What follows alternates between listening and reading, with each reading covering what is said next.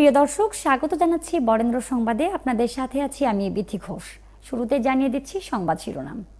রাজশাহীতে বিশেষ অভিযানে আওয়ামী লীগ কর্মী সহ 15 জন গ্রেফতার। রাজশাহীতে ক্লুলেস হত্যা মামলার রহস্য উদ্ঘাটন।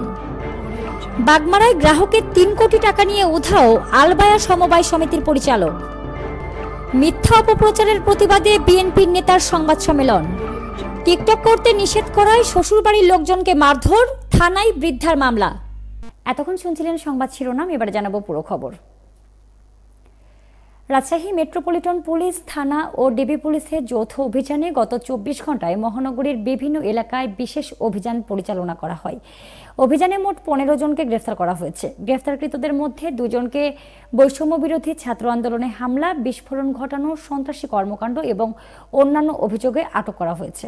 এছাড়াও আরএমপির অন্যান্য অভিযানে 13 জন গ্রেফতার হয়, যাদের মধ্যে 4 জন ওয়ারেন্টভুক্ত, 3 জন মাদক মামলায় এবং বাকি 6 জন বিভিন্ন অপরাধে সংশ্লিষ্ট। গ্রেফতারকৃতদের মধ্যে রয়েছে আওয়ামী লীগ কর্মী আলী মোহাম্মদ নুসাইর ওরফে ইমন এবং শাহিন। আলী মোহাম্মদ নুসাইর রাজশাহী মহানগরীর মতিহার থানার কাজলা পুকুরপাড় এলাকার মোহাম্মদ এসকেন্দার আলী ওরফে নোভেল মোল্লা ছেলে। শাহিন একই থানা ধরমপুর এলাকার রকবুলের ছেলে। গ্রেফতারকৃতদের বিরুদ্ধে প্রয়োজনীয় আইনগত ব্যবস্থা গ্রহণ করা হয়েছে।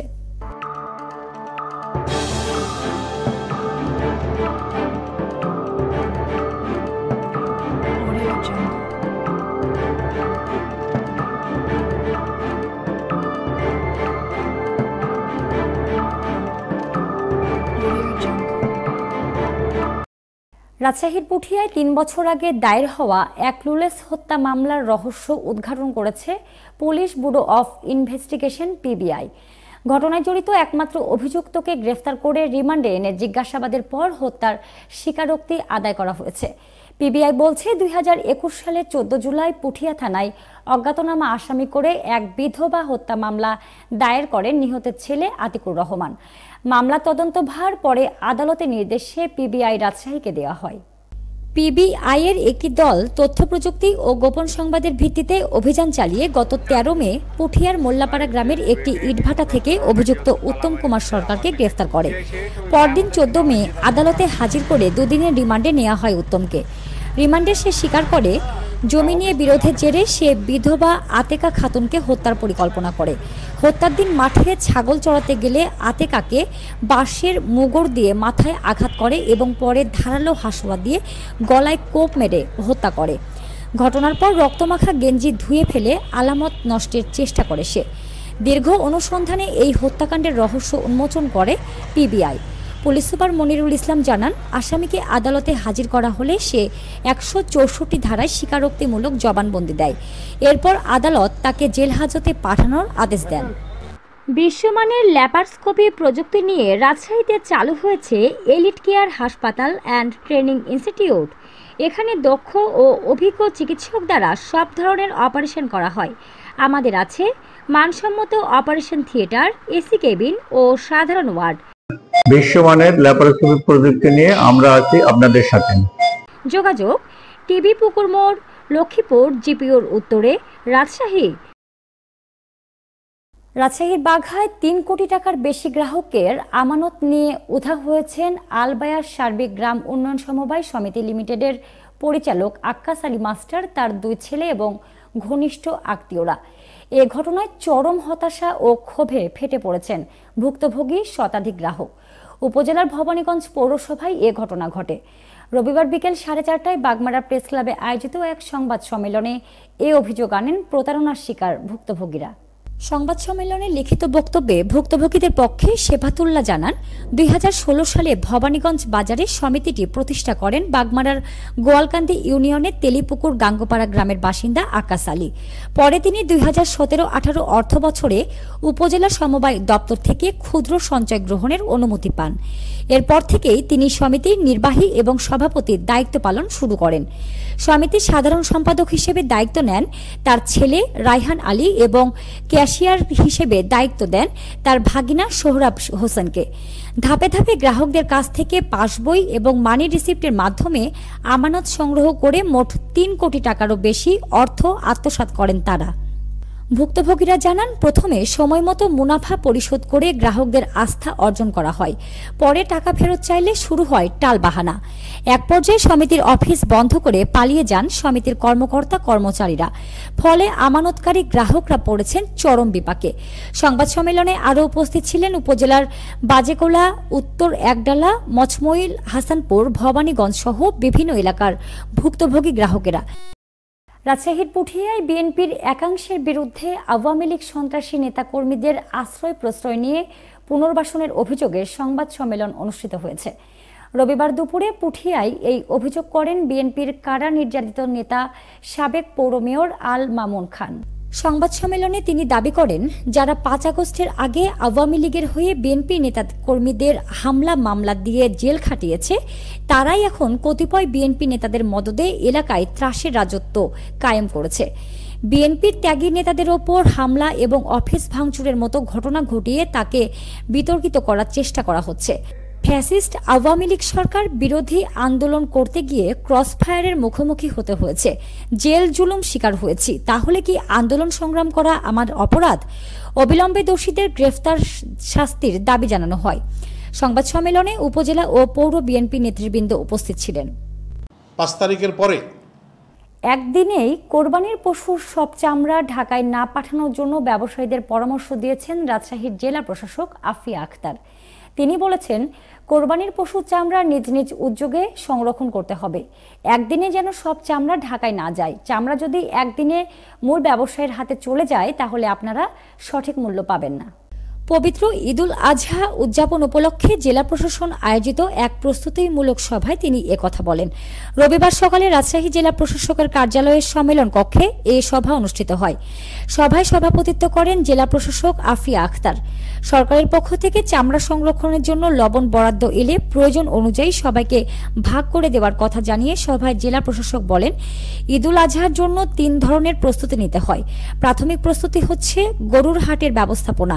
যেখানে গরুর হাট স্থায়ী এবং অস্থায়ীভাবে বসবে, সেখানে প্রাণী সম্পদ অফিসার, আইন শৃঙ্খলা বাহিনী এবং ব্যাংক কর্মকর্তাদের প্রতি বছরের ন্যায় বসার ব্যবস্থা রাখা হবে।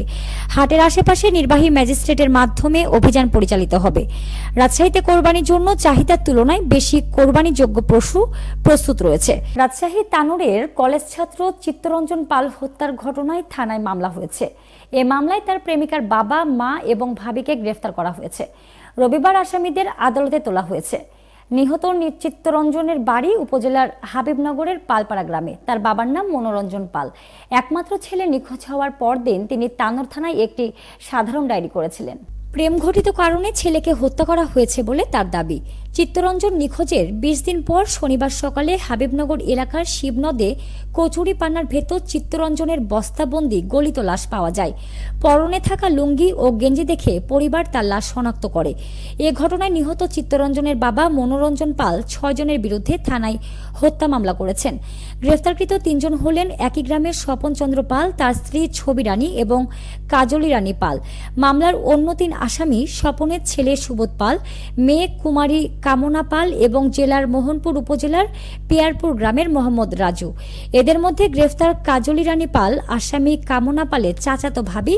মামলার আসামিরা চিত্তরঞ্জনকে কৌশলে তাদের বাড়িতে ডেকে নিয়ে হত্যার পর লাশ বস্তায় ভরে শিবনদে ফেলে দেন।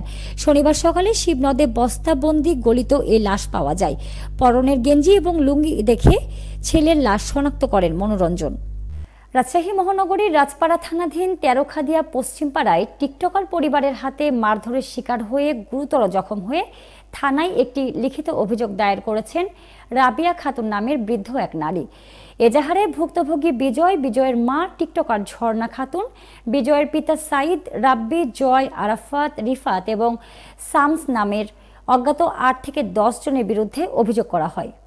লিখিত অভিযোগে ভুক্তভোগী রাবিয়া খাতুন উল্লেখ করেন, হামলাকারীরা তারই ছেলের বউ এবং নাতিরা এবং দীর্ঘদিন যাবৎ তাদের সাথে বিরোধ বিদ্যমান। তারই জেরে গত ৬ মে বিকেল আনুমানিক ৪টায় ঝর্ণা খাতুন এবং সাইদের নির্দেশে এবং তাদের নেতৃত্বে তার ছেলে বিজয় সহ তার সন্ত্রাস বাহিনী নিয়ে দেশীয় ধারালো অস্ত্র নিয়ে আমার বাসায় হামলা করে মোবারক, সীমা, আতিক, আনোয়ারা, সালমা এবং মামুনকে মারধর করে গুরুতর রক্তাক্ত জখম করে। হামলার সময় ভুক্তভোগীরা 999-এ কল দিয়ে পুলিশের সাহায্যে উদ্ধার হয়ে প্রাথমিক চিকিৎসা নেয়। এরই মধ্যে পূর্বশত্রুতার জেরে বিজয়কে সজীব মারধর করে সেই মারামারির ঘটনায় আমার পরিবারের কয়েকজনের নাম জড়িয়ে মিথ্যা মামলা দায়ের করে। সেই মামলার 3 এবং 8 নং আসামি মোবারক এবং আতিককে রবিবার বিকেল 4টায় র্যাব আটক করে। অথচ মারামারির সূত্রপাত করে টিকটকার ঝর্ণা, তার স্বামী এবং ছেলে বিজয়। মামলার বিষয়ে রাজপাড়া থানার অফিসার ইনচার্জ মোহাম্মদ আশরাফুল আলম বলেন, রাবিয়া খাতুন একটি মামলা দায়ের করেছে। আমরা আসামিদের বিরুদ্ধে আইনগত ব্যবস্থা গ্রহণ করব। যেতে নাহি দিব হাই তবু যেতে দিতে হয়। কবিগুরুর এই অমর উক্তির মতোই বিদায় নিতে হলো রাজশাহী সরকারি টিচার্স ট্রেনিং কলেজের প্রিয় অধ্যক্ষ প্রফেসর মোহাম্মদ শওকত আলী খানকে। রাজশাহী সরকারি টিচার্স ট্রেনিং কলেজে দীর্ঘ 32 বছরের কর্মজীবনের অবসান ঘটিয়ে বিদায় নিলেন অধ্যক্ষ প্রফেসর মোহাম্মদ শওকত আলী খান। 1993 সালের 20 নভেম্বর প্রভাষক হিসেবে যাত্রা শুরু হয় তার। এই মানুষটি একসময় হয়ে ওঠেন প্রতিষ্ঠানটির অভিভাবক স্বরূপ। প্রতিষ্ঠানটির উন্নয়ন, শিক্ষার মানোন্নয়ন এবং পরিবেশের সৌন্দর্য বর্ধনে তিনি রেখেছেন অমূল্য অবদান। 2019 সালের 17 জুন অধ্যক্ষ পদে যোগদান করার পর কলেজ পরিচালনায় তার দক্ষতা, নেতৃত্ব ও মানবিকতা ছুঁয়ে গেছে শিক্ষক, শিক্ষার্থী সহ সংশ্লিষ্ট সবার হৃদয়। শনিবার তার সম্মানে আয়োজন করা হয় এক আবেগঘন বিদায় এবং স্মৃতিচারণ অনুষ্ঠান, যেখানে উপস্থিত ছিলেন Rajshahi college, new government degree college, Kamaruzzaman college সহ বিভিন্ন শিক্ষা প্রতিষ্ঠানের অধ্যক্ষরা। স্মৃতিচারণ করতে গিয়ে অনেকেই আবেগে কেঁদে ফেলেন। বিদায় বেলায় চোখে জল, বুকে শ্রদ্ধা আর কণ্ঠে ভালোবাসা নিয়ে প্রফেসর শওকত আলী খান জানালেন বিদায়। প্রতিষ্ঠানটিকে ভালোবেসে কাটিয়েছিলেন জীবনের 3 যুগ। আজ সেই প্রিয় প্রতিষ্ঠানকেই জানালেন বিদায়। একজন আদর্শ শিক্ষক, নিষ্ঠাবান প্রশাসক এবং মানবিক ব্যক্তিত্ব হিসেবে প্রফেসর মোহাম্মদ শওকত আলী খানের অবদান স্মরণে রাখবে রাজশাহী সরকারি টিচার্স ট্রেনিং কলেজ দীর্ঘ সময়। সম্মানিত অধ্যক্ষ মহোদয় প্রফেসর কালাচাঁদ। এই ছিল বরেন্দ্র সংবাদে, সাথে থাকার জন্য ধন্যবাদ।